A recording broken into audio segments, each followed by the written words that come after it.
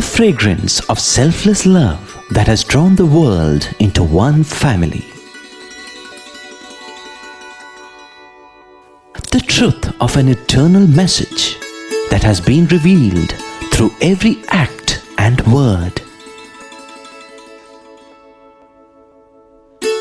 The fulfillment in service that has been taught by relentless sacrifice. The Lord's own life is indeed His message.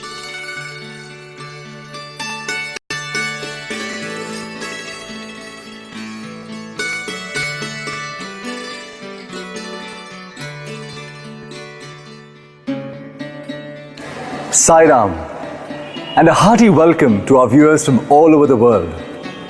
We are indeed grateful to Bhagwan Sri Satya Sai Baba, whom we lovingly refer to as Swami, for blessing us and giving us here in Prashanti Nilayam the privilege of presenting to you a special 30-part serial which will be seen all over the world, entitled The Message of the Lord.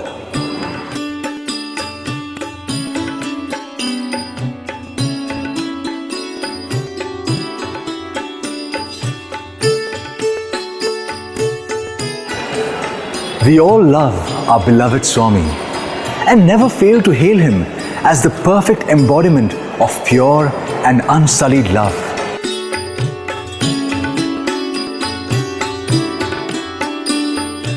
We praise his university, his hospitals, the various drinking water projects, and whenever possible, we also participate in various service activities undertaken to spread his love and message.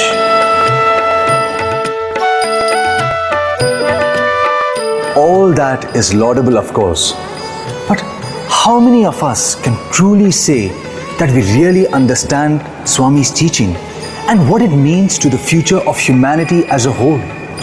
More importantly, how conscious are we that Swami has come not only to give his message but to actually live it? If only humanity were to take his message more seriously in all its aspects, it could save itself from the disaster it faces in the shape of climate change, terrorism, mass poverty, and whatnot. If only we are aware that Swami's teachings and message that he has been giving tirelessly for over the past 70 years, literally non-stop, can actually usher in an era of world peace and global harmony.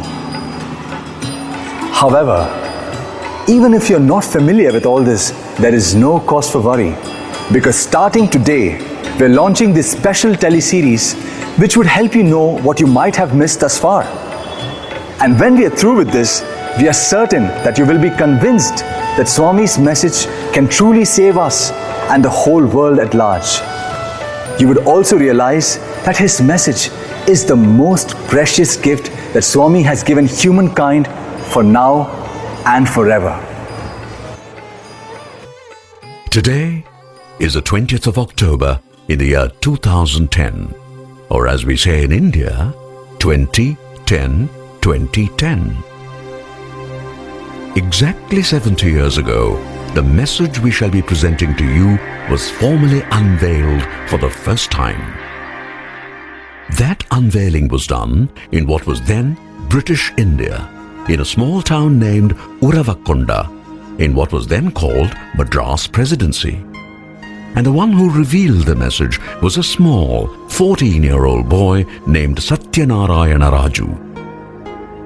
Earlier that morning, Satya left for school as usual, carrying his bag, complete with books and notebooks. However, after going some distance, he returned, flung his bag aside, and announced to his startled elder brother and sister-in-law that he was no longer their Satya, and that he was leaving home, family, and school for good in order to serve humanity.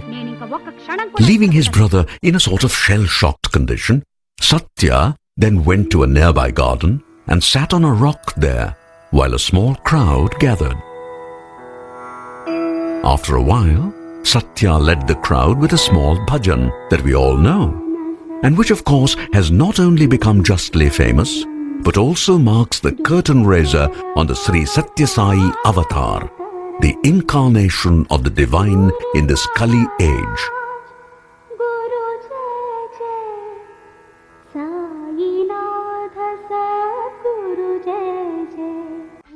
All that happened on 20th October 1940.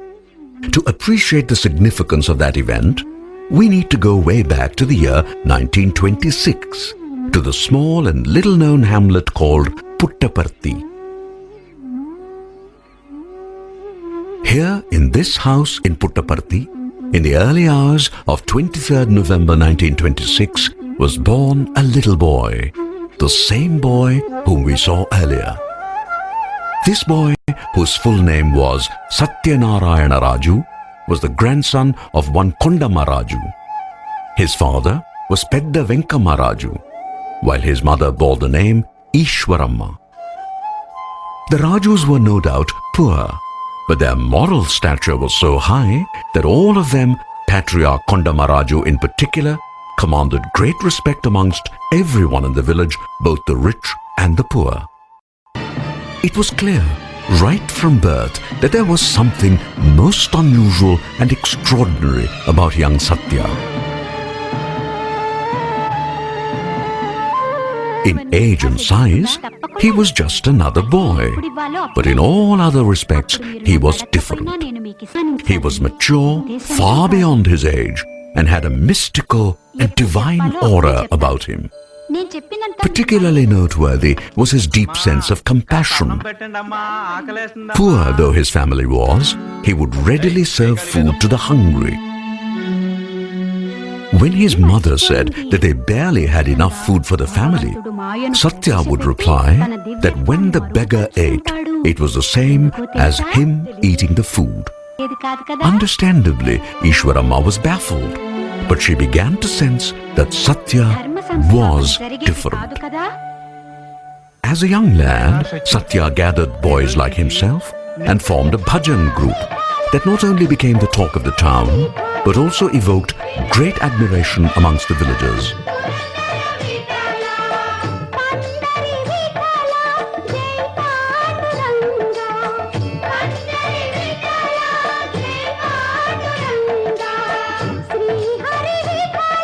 Soon it was time to go to school, and since there was no school in the Puttaparthi of those days, Satya first attended school in the neighbouring village Bukkapatnam, having to walk several kilometres every day. Satya proved to be such a brilliant student that his elder brother, Seshamma Raju, insisted that young Satya come with him to a town called Kamalapuram to study in the school where Seshamma was receiving training to be a teacher. And so Satya went to Kamalapuram to stay with his brother and study in the school there. Life in Kamalapuram was hard, with young Satya being burdened heavily with a lot of household work. His daily chore included bringing drinking water from a distant well, which was the only well that supplied potable water. As in Bukkapatnam, Satya excelled in school, becoming the favorite of both teachers and students as well.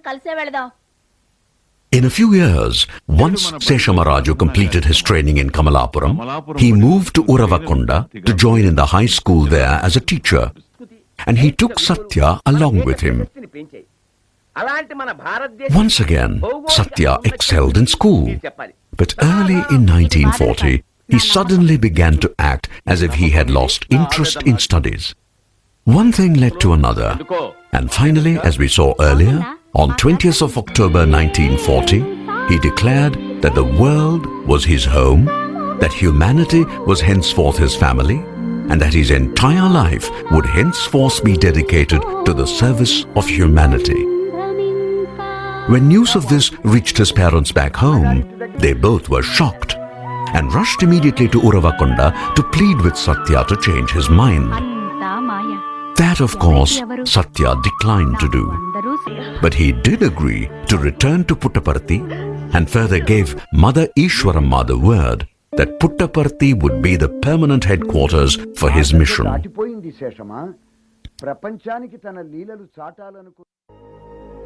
Despite its remoteness, news about a saintly boy with miraculous powers quickly spread, and slowly but surely, people came from many places to Puttaparthi to have his darshan.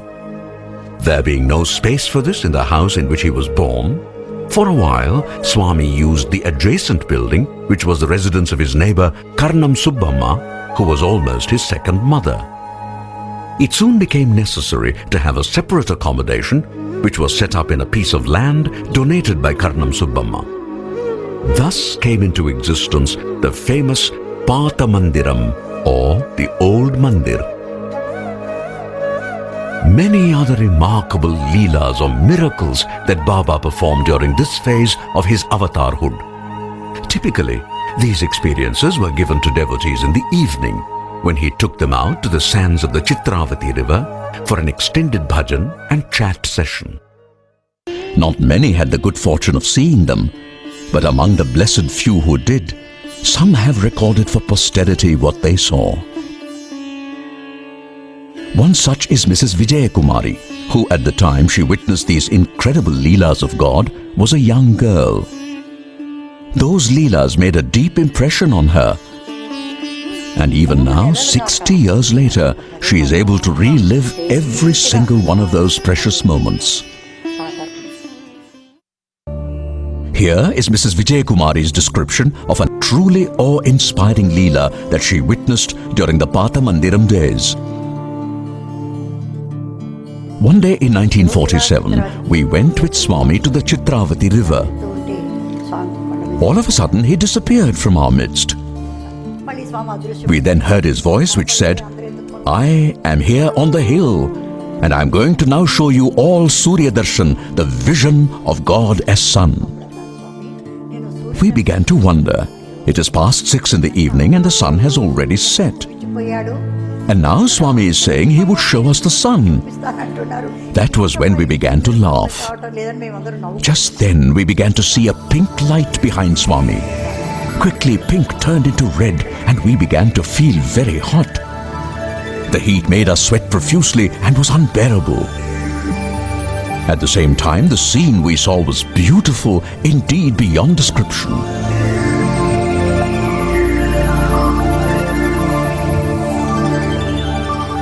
Finding the heat unbearable, we loudly complained, "Swami, it is too hot."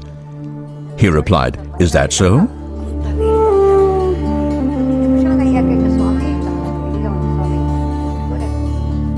And then slowly the heat began to decrease when Swami suddenly announced, "I am now going to show you the moon." Even as he uttered those words, the sky behind him gradually began to turn silvery white, and the air started to cool rapidly.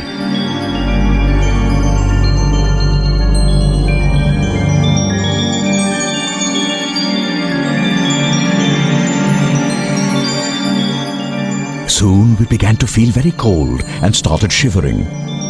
Our teeth began to chatter and we screamed, "Swami, it is too cold!" Taking pity on us, Swami made the chill disappear, after which he said, "I am now going to show all of you the third eye. Watch carefully and don't look here and there." As we stood there watching his full form, we suddenly saw only his face, huge in size, filling the entire sky. Even as we were watching all this with awe and wonder, an orifice appeared in between his eyebrows, from which flew giant sparks and huge flames.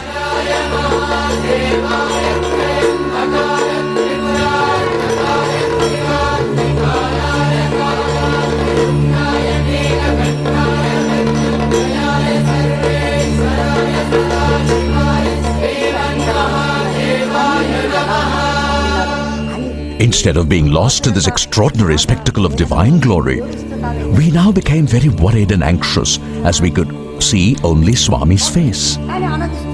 We began to wonder, what has happened to Swami's body? Have the flames harmed Swami? That was the thought uppermost in our minds. Meanwhile, many people fell down and some even fainted, but I did not realize it then. Suddenly, in a flash, the entire spectacle came to an abrupt end. The sky was back to normal as if nothing had ever happened. while Swami was with us on the Chitravati sands. He then asked why some people had fallen down. We said that we did not know the reason.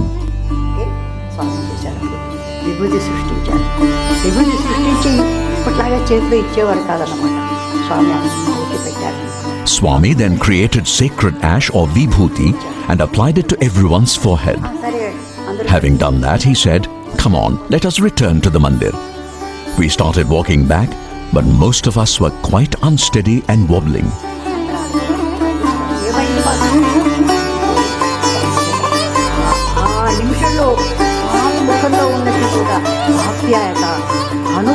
Back in the mandir, with much love, Swami said, "Today I have granted you the blessing of Trinetra Darshan, the vision of the third eye, for which you all have been pining in many previous births. What I have shown you is not even 1,000th of the full glory. And what little I showed made many of you to fall down, unable to bear the power of that sight." That was when some kind of normalcy started returning amongst us.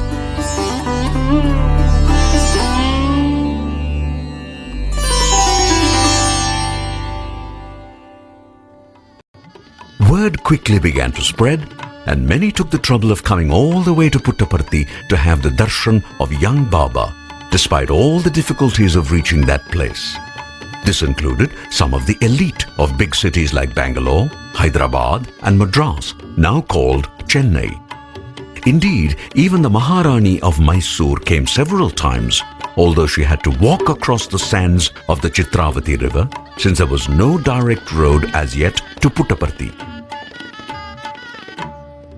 Not merely that, in response to invitations from these people, Swami started visiting various cities, and thus it is that he went to Madras, Bangalore, Mysore, Hyderabad and the hill station Ooty. Elder brother Seshamaraju, already much disappointed by his brother's decision to drop out of school, was now deeply concerned. Not yet fully aware of Baba's divinity, he began to worry about the impact of the attention that his younger brother was receiving, especially in the press. In May 1947, Seshama wrote to Swami conveying his anxiety. Shortly thereafter, on 25th May, Swami wrote a reply. It was supposed to be a reply to his elder brother, but in reality, it was a prophetic message to humanity. In that letter, Baba says, in part, as the proverb says, "It is only the fruit-laden tree that receives a shower of stone from the passers-by. The good always provoke the bad into calumny. The bad always provoke the good into doing more good. This is the nature of the world. One must be surprised if such things do not happen. People too have to be pitied rather than condemned. They do not know. They have no patience to judge correctly. They are too full of lust, anger and conceit to see clearly and know fully.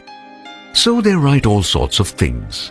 If only they know, they would refrain from writing or talking like that. We too should not attach any value to such comments and take them to heart as you seem to do. Truth will certainly triumph someday. Untruth can never win. Untruth might appear to overpower truth, but its victory would fade away and truth would establish itself. I have a task to foster all mankind and ensure for all people lives full of ananda. I have a vow to lead all who stray away from the straight path again into goodness and save them. I am attached to a work that I love, to remove the suffering of the poor and grant them what they lack. When I am thus engaged in my beneficial task, how can my name be ever tarnished as you apprehend? I would advise you not to heed to such absurd talk. Mahatmas do not acquire greatness through someone calling them so. They do not become small just because some call them small. Authenticity will soon win. No one can comprehend my glory, whosoever it may be, whatever be the method of inquiry, and no matter how long the attempt. you will yourself see the full glory unfolding in the coming years. Devotees must have patience and forbearance. I am not concerned, nor am I anxious that these facts should be made known. I have no need to write these words. I wrote them because I felt that you will be pained if I do not reply. Thus, yours, Baba. It is important to note the date, 25th May 1947. India was still being ruled by the British. In fact, right then, discussions were going on in London concerning what the British should do about the future status of India. And here was Baba, not yet 21, promising to foster all mankind and declaring that the world would one day see his glory unfolding. Who would have believed that then? Actually, very few bothered about all this, since their focus was entirely on the present, that is, the love that Baba showered. However, avatars never forget their mission. Thus it was that looking ahead, Swami decided to bring the curtain down on the Leela phase for which the Patha Mandiram was the stage. A new mandir was needed that, in time, would become his global and indeed universal headquarters. And the foundation for that headquarters was laid in 1948. On 23rd November 1950, that is 60 years ago, when Swami was 25, the new mandir was inaugurated, and Swami moved into it, living in a small room upstairs. Thus began a totally new era in which the new mandir, named Prashanti Nilayam, or the abode of peace, underwent successive transformations over the years to present the wonderful appearance it has today, even as Swami's glory also grew exactly as he had forecast way back in May 1947. The story goes that when Swami took Mother Ishwaramma to show the new mandir as it was in its final stages, Mother shook her head and asked, "Why do you need such a big hall? Do you think you would ever get enough devotees to fill this entire hall?" Swami smiled and simply led Mother to the door. Standing there, he pointed to the far distance where the Gopuram now stands and said, "You would live to see the day when there are crowds at least up to that, and indeed even more." We do not know whether Mother Ishwaramma was convinced at that point of time, but we do know that she did live to see Swami's glory becoming global, even as memories of the Patha Mandiram became amazing living memories for the blessed few who were fortunate to be a part of that era. That is the way it was with Krishna. An ecstatic past gave way to a majestic future. And so it has proved to be in the case of Swami also.